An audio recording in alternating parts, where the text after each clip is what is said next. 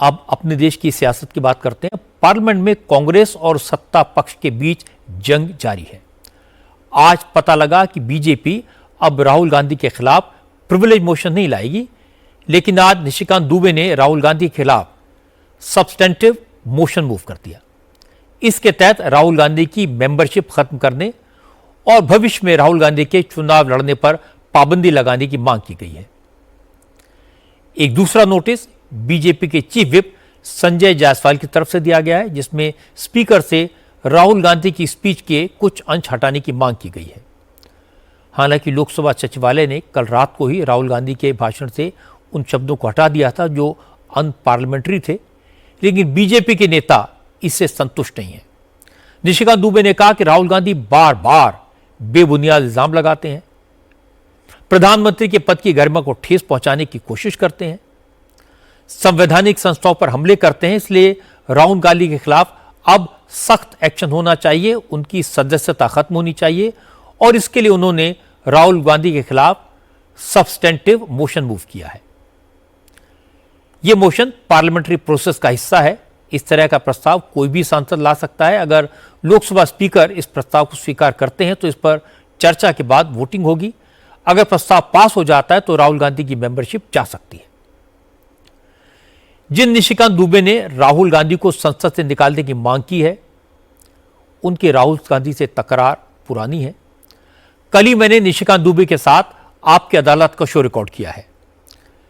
मैंने निशिकांत से पूछा कि वो राहुल गांधी के पीछे क्यों पड़े रहते हैं, वो बार बार राहुल गांधी को देश का दुश्मन क्यों कहते हैं, उन्होंने राहुल गांधी को अर्बन नक्सल क्यों कहा। निशिकांत दुबे ने जो जवाब दिया वो काफी डिटेल में है, उसका एक हिस्सा मैं आपको सुनवा देता हूं। आपने कहा राहुल गांधी अर्बन नक्सलाइट हैं। आप ये बताइए, इलेक्शन कमीशन पर क्वेश्चन, जुडिशियरी के ऊपर क्वेश्चन, ब्यूरोक्रेसी के ऊपर क्वेश्चन, प्रधानमंत्री जी को कभी प्रधानमंत्री नहीं बना और पूरी लोकतंत्र के ऊपर जब यदि कोई क्वेश्चन आ जाए। दूसरा, वो जब घूमने जाते हैं, वियतनाम चले जाएंगे, कंबोडिया चले जाएंगे, बहरीन चले जाएंगे और यूएसएड, फोर्ड फाउंडेशन और सोरोस फाउंडेशन सैम पित्रोदा के साथ उनके सारे कार्यक्रम को करेंगे और वहां से आकर वो एजेंडा सेट करेंगे, आर्मी के खिलाफ अग्निवीर की बात करेंगे। तो इस देश में यदि कोई अनार्की पैदा करना चाहता है तो उसको अर्बन नक्सल नहीं कहेंगे तो और क्या कहेंगे। मुझे तो लगता है कि वो भी छोटा शब्द है, शायद इससे भी कोई बड़ा शब्द जिस दिन मिलेगा तो शायद मैं बोल दूं। हालांकि बीजेपी के हमलों से कांग्रेस रुख पर कोई फर्क नहीं पड़ा है। प्रियंका गांधी ने कहा कि सरकार राहुल के खिलाफ कोई मोशन लाए, एफआईआर करवाए। राहुल ने कुछ गलत नहीं कहा, इसलिए वो डरेंगे नहीं। क्या क्या करेंगे, प्रिविलेज नोटिस, एफआईआर, तमाम केस, ये सब क्या क्या करेंगे, करने दीजिए, राहुल जी को फर्क नहीं पड़ता। केसी वेणुगोपाल भी जाहिर है राहुल गांधी के बचाव में सामने आए।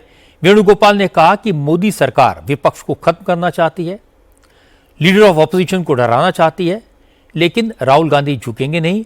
सरकार की असलियत जनता को बताते रहेंगे। Big tamasha, which privilege? Rahul ji, broken which privilege? They filed privilege motion. They tried to remove his membership last time. We are not bothered about the privilege, this substantiate. We are not bothered about it. If you want to hang us, hang us. Because of telling truth is a sin for this parliament. We are not bothering about any motions.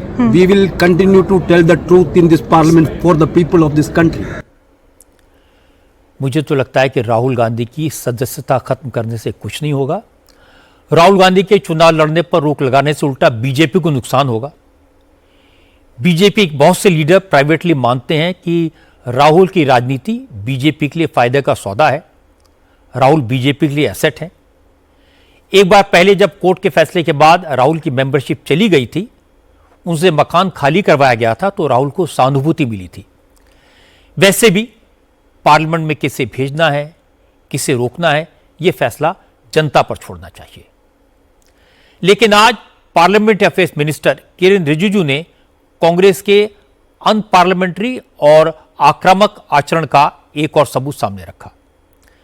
Kiren Rijiju ने 4 फरवरी का एक video जारी किया। यह video उस वक्त का है जब कांग्रेस के एमपीज स्पीकर के चेंबर में घुस गए थे, स्पीकर को बुरा भला कह रहे थे। किरेन रिजिजू ने कहा कि कांग्रेस के सांसदों ने स्पीकर के चेंबर में घुसकर गाली गलौज की थी। उस वक्त प्रियंका गांधी और केसी वेणुगोपाल भी वहां मौजूद थे और कांग्रेस के सांसदों ने यहां तक कहा था, अब देखिएगा प्रधानमंत्री के साथ क्या करते हैं।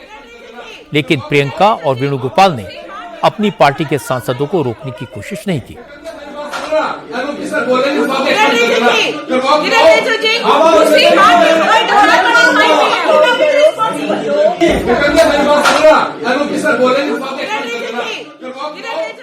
बीजेपी और एनडीए का एमपीज को हम भी अगर खुला छूट दे देंगे तो वहां महाभारत नहीं हो जाते, तो कितना खराब लगता है कि नहीं। तो हम लोग तो ये सब नहीं चाहते ना। 20-25 कांग्रेस एमपीज स्पीकर का चैम्बर में जबरदस्त घुस गए, तो मैं भी दौड़ के गए कि भाई स्पीकर साहब के साथ क्या बदसलूकी किया जा रहा है। तो वहां इतना गाली गलौज किया गया। प्रियंका जी और वेणुगोपाल जी भी वही थे, उन्हीं के सामने में गाली किया है।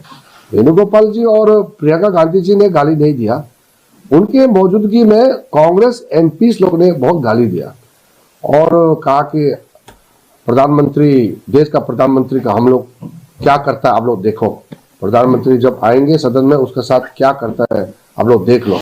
मुझे तो बहुत बड़ा उम्मीद नहीं, राहुल गांधी जी सुधरेंगे, कुछ अच्छा बात करेंगे, ऐसा बहुत ज्यादा उम्मीद तो अभी नहीं है। लेकिन क्योंकि मैं पार्लियामेंट्री अफेयर्स मिनिस्टर हूं, वो नेता प्रतिपक्ष है, तो उम्मीद नहीं होते हुए भी हम आशा करते हैं कि कुछ सुधर जाए। अब मैं आपको इसका दूसरा पक्ष सुनवाता हूं। किरेन रिजिजू के आरोपों पर प्रियंका गांधी ने क्या कहा, ये सुन लीजिए। प्रियंका ने कहा यह सही है कि वो उस दिन स्पीकर के चैम्बर में मौजूद थी। कांग्रेस के एमपी एजिटेटेड थे, गुस्से में अपनी बात कह रहे थे, लेकिन गाली गलौज जैसी कोई बात नहीं हुई। प्रियंका ने कहा कि उन्होंने उस दिन कुछ नहीं कहा था, वो शांति से खड़ी थी और बाद में उन्होंने आराम से स्पीकर से अपनी बात कही थी। किसी को अब्यूज नहीं किया। कुछ 1-2 एमपी थे जिनको जो थोड़े ज़्यादा नाराज़ थे, तो उन्होंने वो एक्सप्रेस किया, अपनी नाराज़गी एक्सप्रेस की। और मैंने ये भी देखा है कि मैं पीछे से इनकरेज कर रही थी, बिल्कुल झूठे में चुपचाप बैठी थी। और अंत में मैंने 1-2 चीज़ें बोली शांति से स्पीकर साहब को। संसद में आमतौर पर प्रियंका का व्यवहार राहुल गांधी की तरह का नहीं होता। उन्हें बेकार की बातों पर झगड़ा करते नहीं देखा गया।